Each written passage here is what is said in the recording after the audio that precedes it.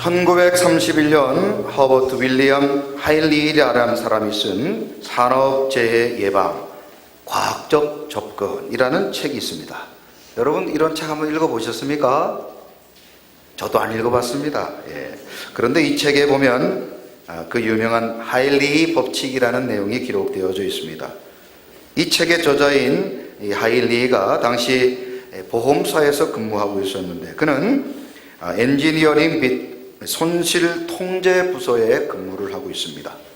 그는 이 업무상 사고 통계를 자주 접하게 되었는데 그가 일어나는 수많은 사고들을 보면서 한 가지 통계적 법칙을 발견하게 되었다는 겁니다.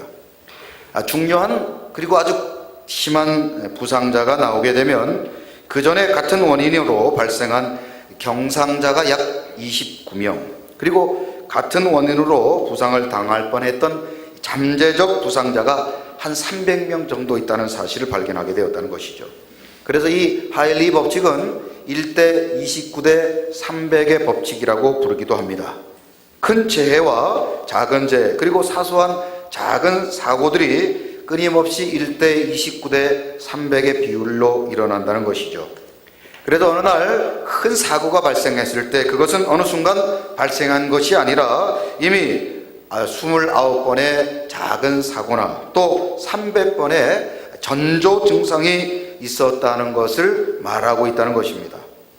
다시 말해 큰 재해는 항상 사소한 것들을 방치할 때 발생한다는 것입니다.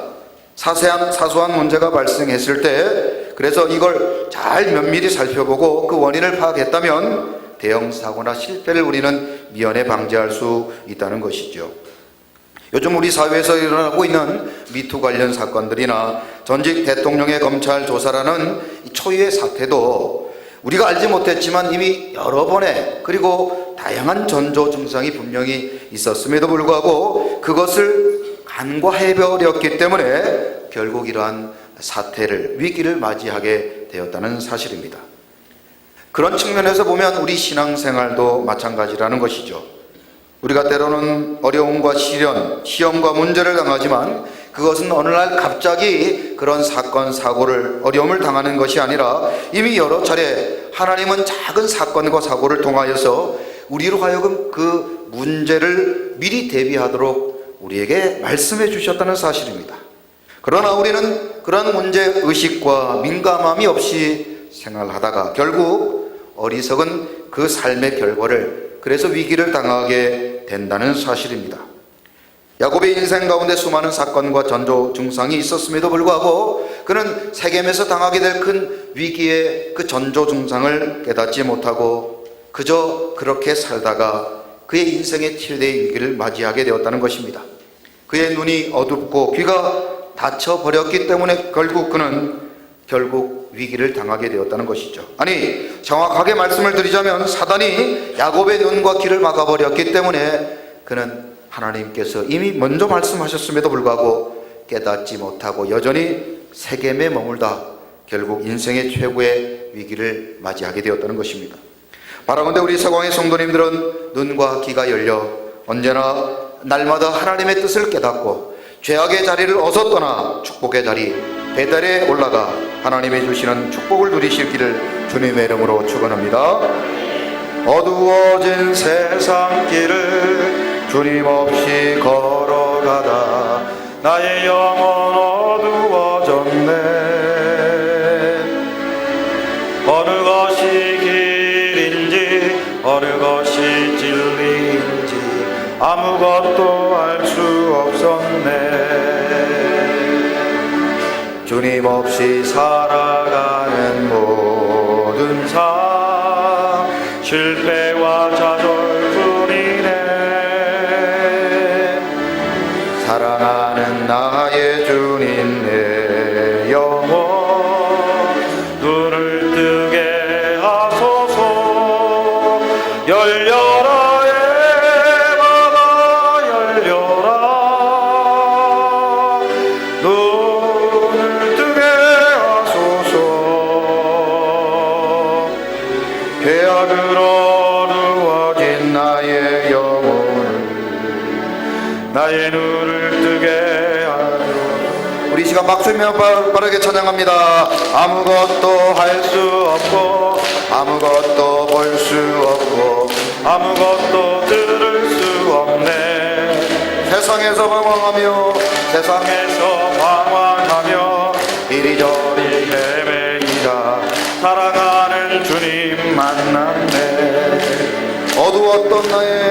어두웠던 나의 눈이 열리고 막혔던 귀가 열렸네. 답답했던 나의 마음 열리고 나의 영혼 열렸네. 열어라 열려라.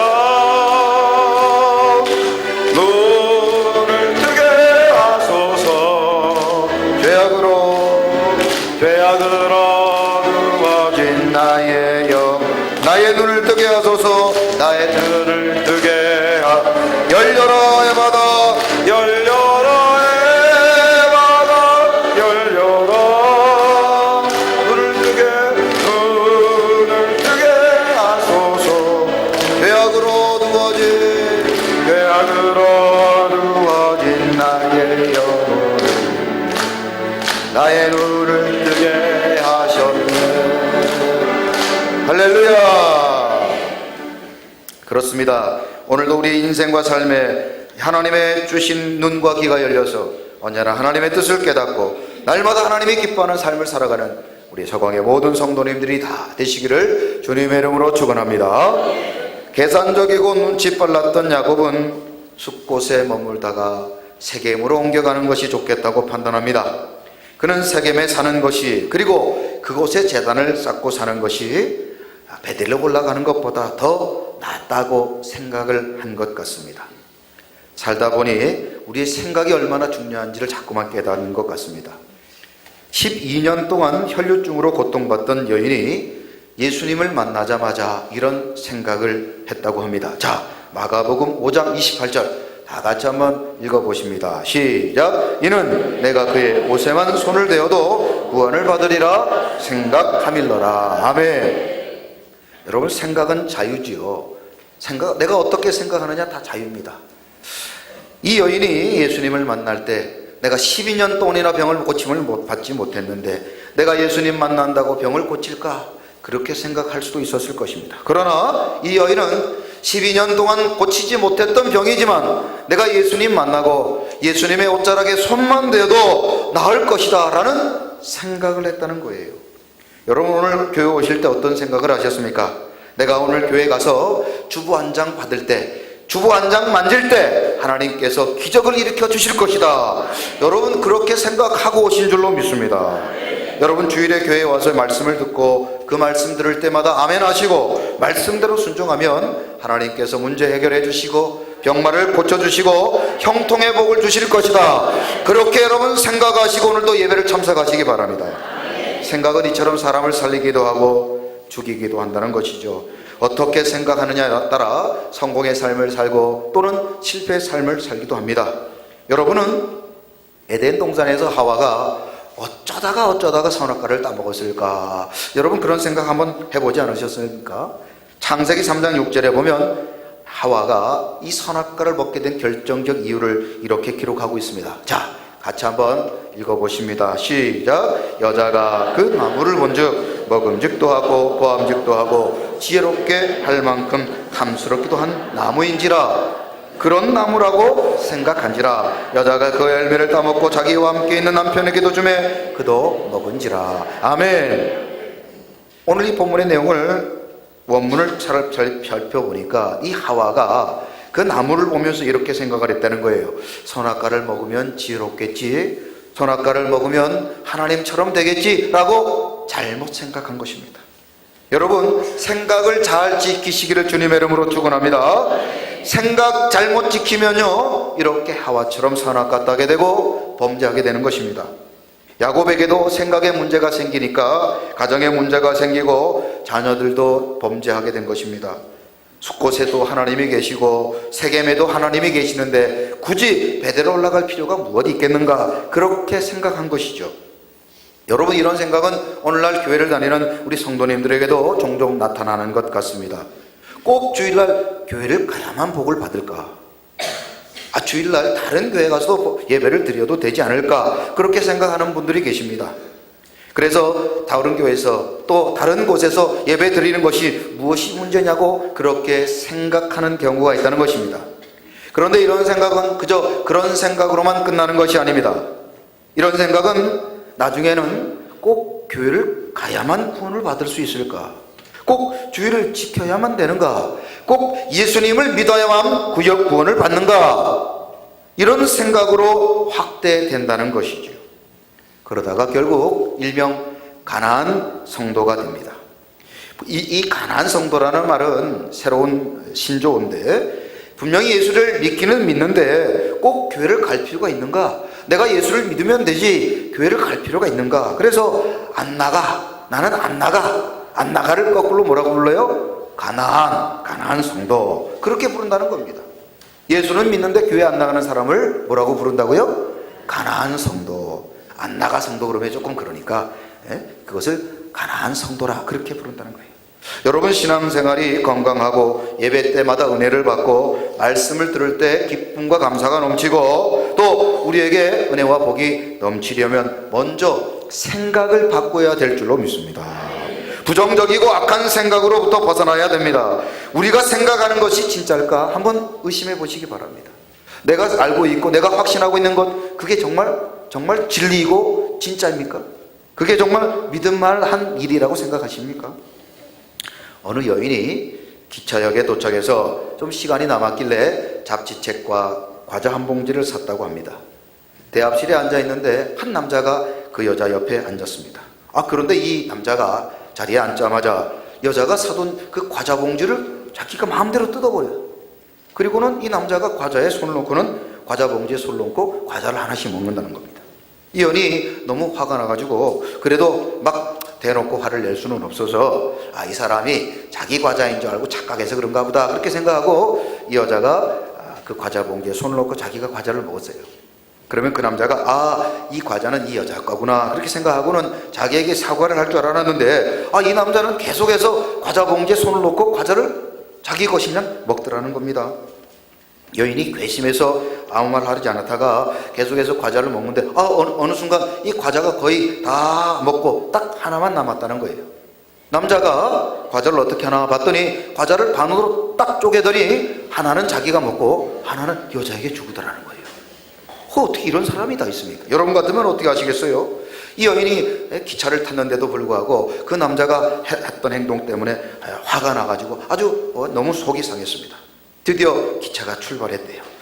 이 여자가 이제 기차를 타고 가면서 자기 가방을 이제 열어서 화장지를 좀 꺼내려고 가방을 열어봤는데 그 가방 안에 보니까 뜯지 않은 과자가 그대로 들어있더라는 거예요.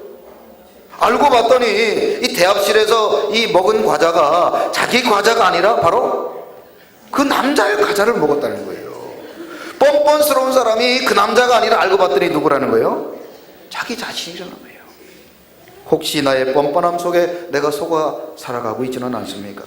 여러분 생각, 여러분 판단 과연 옳을만하고 또 의롭고 정말 믿을만 하십니까? 이사야 55장 7절 8절 같이 한번 읽어봅니다. 시작. 악인은 그의 길을, 불의한 자는 그의 생각을 버리라. 여호와께로 돌아오라. 그리하면 그가 긍휼히 여기시리라. 우리 하나님께로 돌아오라. 그가 너그럽게 용서하시리라. 이는 내 생각이 너희의 생각과 다르며 내 길은 너희의 길과 다름이니라. 여호와의 말씀이니라. 아멘. 우리 옆 사람 보고 이렇게 축복해봐요. 이 과자는 당신 겁니까? 여러분 앞으로 기차역에서 과자 드실 때 꼭 물어보시고 드시기 바랍니다. 야곱이 숫곳에서 그리고 세겜에서도 얼마든지 하나님께 예배드리면 되지 않겠는가, 이런 생각 고치고 나니까 비로소 베델로 올라갈 수가 있었습니다. 생각을 고치니까 베델로 올라갑니다. 생각을 바꾸니까 베델의 축복을 받게 된 것입니다. 그러므로 우리 서광의 성도님들도 무엇보다 먼저 생각을 고치고 마음을 고치시기를 주님의 이름으로 축원합니다. 옆 사람 보고 이렇게 축복해봐요. 생각부터 고쳐주세요.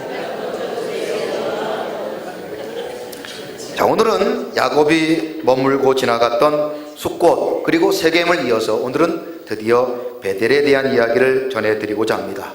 2018년 하나님께서 우리 서광교회에 하나님께서 거룩한 비전을 주셨는데, 자, 2018년 우리 교회 비전이 뭐죠?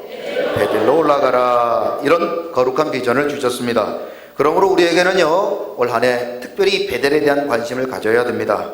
솔직히 뭐 세겜도 숫꽃도 우리가 알아야 되겠지만 우리의 관심은 어디입니까? 베델입니다. 베델이 어딘가, 베델에 어떻게 하면 올라가는가, 베델에 가면 어떤 복을 받는가. 아무튼 여러분들은 베델에 대한 관심과 베델의 복을 받으시고 베델의 은혜를 누리시기를 주님의 이름으로 축원합니다. 그래서 이번 주부터 이 베델에 대한 이야기를 좀 전해드리려고 합니다. 안타깝게도 다음 주는 고난주간이고 그 다음 주간은 부활주일이기 때문에 잠시 한 2주간 멈췄다가 4월 둘째 주부터 오늘 이후로 또 계속해서 베델에 대한 이야기를 전해드릴 예정입니다. 자, 그렇다면 여러분에게 질문을 드립니다. 베델은 어딜까요? 베델은 어딜까요? 제가 설교를 준비하면서 인터넷에 베델은 어딥니까? 이런 제목을 한번 쳐봤어요. 그런데 요즘에는 이 컴퓨터가 얼마나 똑똑한지 지가 알아가지고 제가 컴퓨터를 접속하고 있는 지역이 어딘지를 스스로가 딱 파악을 해가지고 이 여소동에서 베델까지 거리를 딱 소개를 한 거예요. 그런데 500 몇십 킬로가 나오는 거예요. 아니, 이게 베델이 어딘가 봤더니 저 포천에 보니까 베델 요양원이 있는데 거기를 가리키고 있어요. 제가 뭐 베델 요양원으로 갈 것은 아닌데 아마 컴퓨터가 조금 지가 알아서 그렇게 안내를 한 것 같습니다.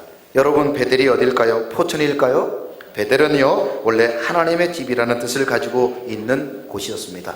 이 베델의 원래 본명은 루스라는 지역이죠. 이 루스라는 지역, 베델은 예루살렘 북쪽 세겜 방향으로 약 19km 떨어진 지역이고, 자, 지도를 보시면서 여러분 한번 들으시기 바랍니다. 실로 남쪽 약 29km에 있는 지역이고, 또 아이성 서쪽 3km 지점에 있는 지역입니다. 여러분, 빨갛게 이렇게 동그라미 쳐져 있는 부분 보이시죠? 여기가 바로 어디라고요? 베델입니다. 베델인데, 이 베델은 가나안 정복 전쟁 이후에 12지파 가운데 에브라임 지파가 이 땅을 차지했었습니다. 이 베델은 사사시대 말기에는 하나님의 법궤가 길갈에서 옮겨져서 베델로 옮겨지게 됩니다. 그래서 예루살렘 성전이 세워지기 전까지 이스라엘은 이곳 베델에 성막을 짓고 이스라엘의 성지로 이곳을 아주 거룩한 곳으로 생각했다는 것이죠. 선지자 사무엘은 항상 이 베델을 중심으로 이스라엘 전역을 다니며 참으로 복음을 전하고 하나님의 말씀을 전했던 그런 아주 중요한 복음의 전초 기지가 바로 베델이었습니다. 훗날 엘리야 시절에는 이곳 베델에 선지자 학교가 세워지게 되었고, 이곳은 또한 엘리사 선지자를 조롱하던 42명의 청년들이 앙콤에게 죽임을 당했던 그런 곳이기도 합니다. 아무튼 이 베델이라는 곳은 아무로 거룩한 곳이며 또 하나님의 임재가 날마다 있는 곳이다, 그렇게 기억되어진 곳이죠. 아브라함이 참으로 일찍부터 제단을 가장 먼저 쌓았던 곳도 베델이고, 오늘 본문의 주인공인 야곱이 그의 아버지의 집에서 도망가 삼촌 라반의 집으로 갈 때도 바로 이곳 베델에서 하나님 앞에 제단을 쌓은 곳입니다. 이처럼 항상 하나님 앞에 예배하고 제사 드리는 곳이 베델이었습니다. 그러나 나중에는 이 베델이 우상을 섬기는 지역으로 타락하게 되죠.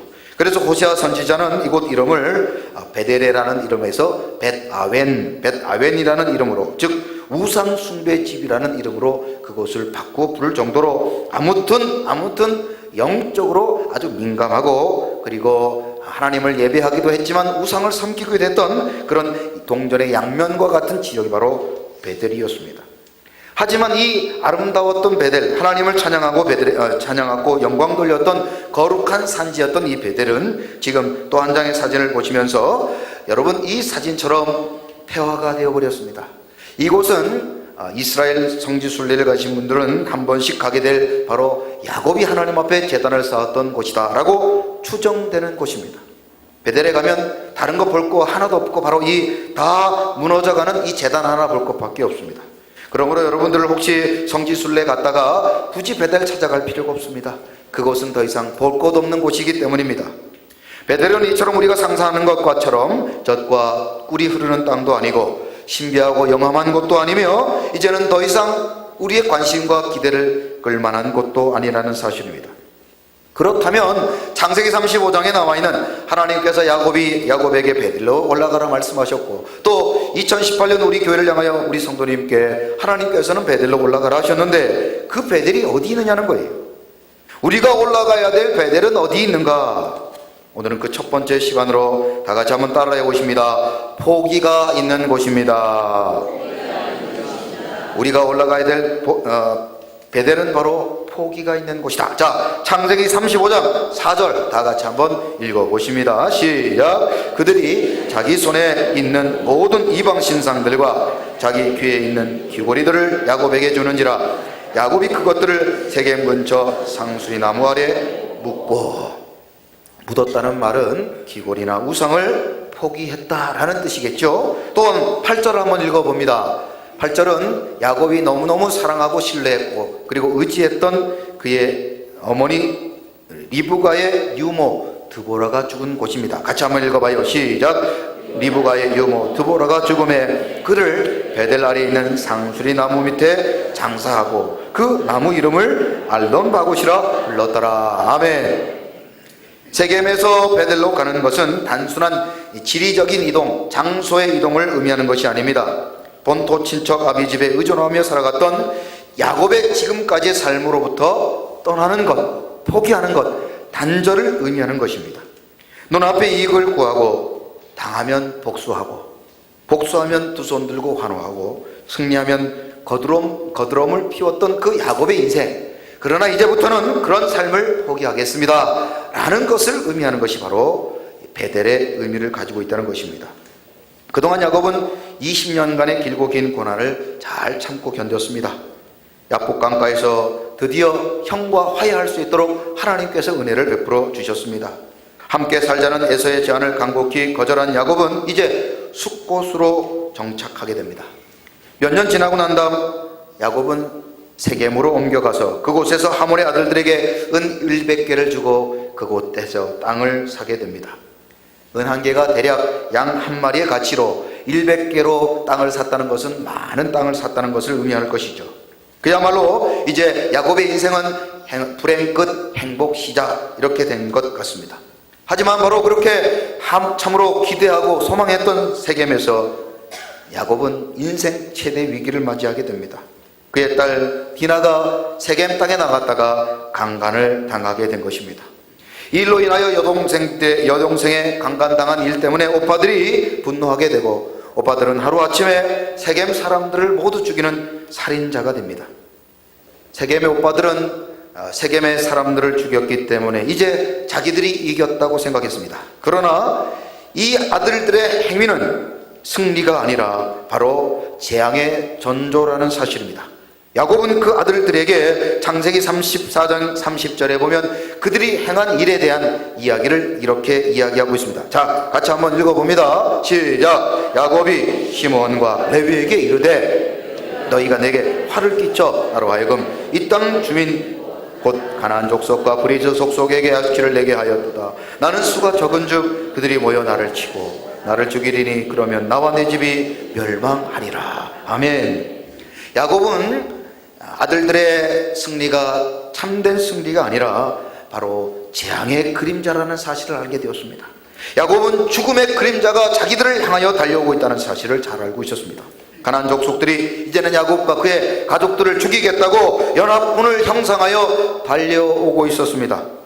야곱 인생의 최대 인생의 위기를 맞이하게 된 것이죠. 과거 야복 강가에서 천사와 싸움하던 그런 야곱의 패기도 소용없게 되었습니다. 형들로부터 가족과 재산을 보호하려고 두 때로 나누었던 그런 꼼수도 이제는 더 이상 소용이 없게 되었습니다. 앞으로도 막히고 뒤로도 막히고 좌우로도 막히게 된 것입니다. 이런 상황을 사면초가요, 낭패불감이요, 진퇴양난이요, 노란지세요, 백척간두요, 열이박뱅이요, 위기일발이요, 초미지급이요, 풍잔등하라 말할 수 있습니다. 쉽게 얘기하면 야곱은 큰일 난 겁니다. 자, 옆 사람에게 이렇게 한번 축복해봐요. 큰일 났습니다. 큰일 났어요. 큰일 났어요. 여러분, 큰일 났습니다. 야곱은 이제 어떻게 잘못하면 다 죽게 생겼고 다 뺏기게 되었고 이제 더 이상 방법이 없게 생겼습니다. 그런데 그런데 창세기 35장 1절에 보면 다른 문이 열립니다. 자, 같이 한번 읽어보죠. 시작. 하나님이 야곱에게 이르시되 일어나 베델로 올라가서 거기 거주하며 내가 내 영에서의 낯을 피하여 도망하던 때에 내가 나타났던 하나님께 거기서 제단을 쌓으라 하신지라. 아멘. 앞이 막히고 뒤가 막히고 옆이 막혀도, 여러분 아무리 막혀도 하늘문만 열리면 되는 줄로 믿습니다. 하나님이 도와주시면 되는 줄로 믿습니다. 돈이 막히고 관계가 막히고 건강이 막히고 일이 막히고 저리 막혀도 우리 서광의 성도님들을, 하나님의 사람들은 하늘문만 열면 되는 줄로 믿습니다. 하늘문이 열리고 은혜의 빛이 이 땅 가득 내리도록 마침내 주셔서 의의 빛줄기 우리 위에 비우시. 우리 다 같이 손을 들고 하늘 바라보며 찬양합니다.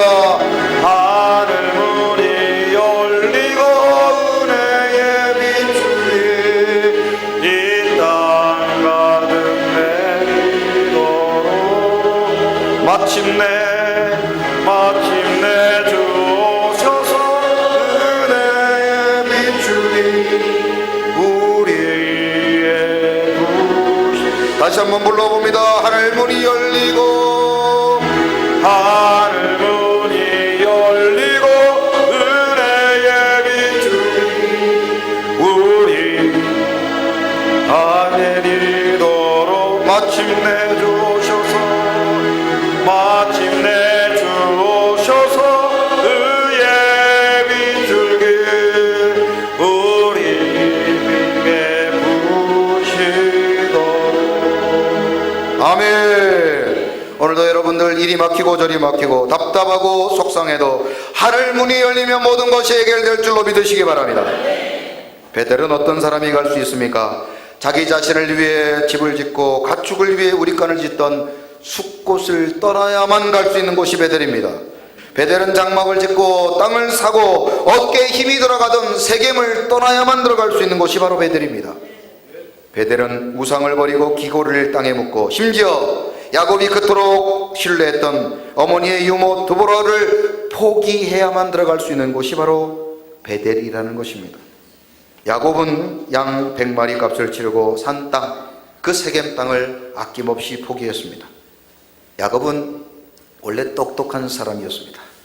그러나 야곱이 복된 것은요, 영적으로 민감했기 때문입니다. 하나님께서 그를 베델로 올라가라 하실 때 야곱은 이렇게 생각했습니다. 내 것을 포기해야만 베델로 올라갈 수 있구나. 한번 따라해 보시죠. 내 것을 포기해야 베델로 올라갈 수 있습니다. 여러분, 내 것 포기하지 않으면 절대로 베델로 올라갈 수 없습니다. 여러분, 타이타닉이라는 영화가 있어요. 그 영화에 보면 배가 막 침몰해가는 그런 위급한 상황이 있는데 한 어리석은 사람의 모습을 이 카메라가 찍고 있어요. 그 카메라가 찍고 있어요. 여러분, 메가박스에서 타이타닉이 이렇게 상영되고 있는데 거기에 보면 어떤 사람이 있어요? 배가 막 빠져가는데 갑자기 구명보트를 타지 아니하고 다시 객실로 뛰어내려갑니다. 그 사람이 뭘 하나 봤더니 그 방에 있는 서랍에서 막 목걸이, 막 반지 이런 거를 막 챙겨가지고 막 목에다가 칭칭 감고 막 손가락에 끼다가 나오다가 그만 문이 닫혀서 물에 빠져 죽은 모습을 여러분들 생각나십니까? 포기해야 살아날 수 있어요. 포기해야 살아날 수 있습니다. 포기해야 베델로 올라가는 줄로 믿습니다. 오늘 우리가 포기해야 될 것이 무엇입니까? 어떤 분들은 수십 년 교회를 다녀도 여전히 술과 담배를 끊지 못하는 분들이 있습니다. 어떤 분들은 교회를 다니고 중직자가 되어도 자존심을 버리지 못하는 사람이 있어요. 어떤 사람은 그것이 돈인 사람이 있고 어떤 사람은 그것이 권력이나 야망이 될 수도 있습니다. 성적인 문제가 될 수 있고 증오나 분노의 문제가 되기도 합니다. 그러나 그것을 포기하지 않으면 결코 우리는 베델로 올라갈 수 없을 뿐 아니라 베델의 복을 받아 누리지도 못한다는 것입니다. 소돔과 고모라가 불탈 때 롯은 그의 가족들과 함께 천사의 도움을 받아 위기를 모면하게 됩니다. 모든 가족이 열심히로 산으로 달려가고 있었습니다. 이제 조금만 더 가면 그들은 안전한 곳으로 피할 수 있었습니다. 그런데 갑자기 롯의 아내가 일을 저질렀어요. 자, 롯의 아내가 어떤 일을 저질렀는지 창세기 19장 26절 같이 한번 읽어봅니다. 시작. 롯의 아내는 뒤를 돌아보았습니다. 소금 기둥이 되었더라. 소금 기둥이 되었어요. 포기하지 못했기 때문에. 아마도 롯의 아내가 하나님께서 약속하신 땅으로 가다가 갑자기 이런 생각이 났던 것 같아요. 아마 장롱에 내가 두었던 통장, 저금 통장을 내가 가지고 오지 못했구나. 내가 지난달 샀던 내가 금목걸이 반지를 내가 가지고 오지 못했구나. 포기하지 않으면 결코 베들레로 올라갈 수 없다는 것입니다. 술과 담배 때문에, 돈과 명예 때문에, 자존심 때문에 베델의 복을 포기하시겠습니까? 베델의 은혜를 거절하시겠습니까? 여러분, 하나님을 영어로 대문자로 God, God라고 그래요. God. 그런데 이 영어 단어를 한번 그 순서를 한번 뒤집어 보시기 바랍니다. God, 거꾸로 하면 어떻게 되죠? DOG. 뭐예요? 도구, 개가 되는 겁니다. 우리가 먼저 하나님을 사랑하고 하나님을 위해 사는 이 삶의 우선순위, GOD가 우선순위대로 살지 않으면, 그래서 그 순서가 바뀌어서 자기 위해서 살고 자기를 기쁘게 하는 삶을 살며 마치 개와 같은 인생을 살아갈 수밖에 없다는 것을 우리에게 말해주는 것입니다. 한 보험회사에 근무하고 있던 지비 시아라는 사람이 있었습니다. 1930년 당시 미국은 극심한 불황으로 회사마다 혹독한 구조조정을 실시하고 또 임금을 삭감하기 시작했습니다. 어느 주일날 아침 그는 찬송가를 연습하기 위해서 피아노 앞에 앉았습니다. 여전히 그의 마음속에는 회사에서 언제 정리해고가 될 것인가 염려하고 근심된 마음 때문에 안정을 취할 수가 없었습니다. 그런데 피아노 뚜껑을 열어보니 건반에 작은 쪽지가 하나 놓여 있었습니다. 그 쪽지에는 자신의 어머니가 자기를 위해 써준 작은 한 편의 시였습니다. 그 쪽지에는 이렇게 기록되어 있습니다. 주 예수보다 더 귀한 것은 없네. 이 세상 부귀와 바꿀 수 없네. 그것은 어머니 레아 밀러가 괴로워하던 아들에게 적어두었던 시였습니다. 어머니는 아무리 힘들고 어려워도 그의 삶의 우선순위를 바꾸지 말고 오직 하나님을 위해 살라. 그의 삶이 세상에 매여 살며 세상 근심 가운데 살아가지 말고 오직 하나님을 위해 살아갈 것을 간절히 소망하며 아들에게 이 시를 적어주었다는 것입니다. 아들은 이 시를 보고 마음에 큰 충격을 받았습니다. 그리고 이 시에 곡을 붙여 찬송을 만들었는데 이 찬양이 바로 찬송가 94장입니다. 주 예수보다도 귀한 것은 없네. 이 세상 부귀와 바꿀 수 없네. 영주 끝내 대신 돌아가신 그 놀라운 사랑 잊지 못해. 세상 즐거움 다 버리고 세상 자랑과 어렵네. 주 예수보다도 귀한 것은 없네. 예수밖에 없네. 주 예수보다 주 예수보다도 귀한 것은 이 세상 명예와 이 세상 명예와 바꿀 수 없네. 이전에 즐기던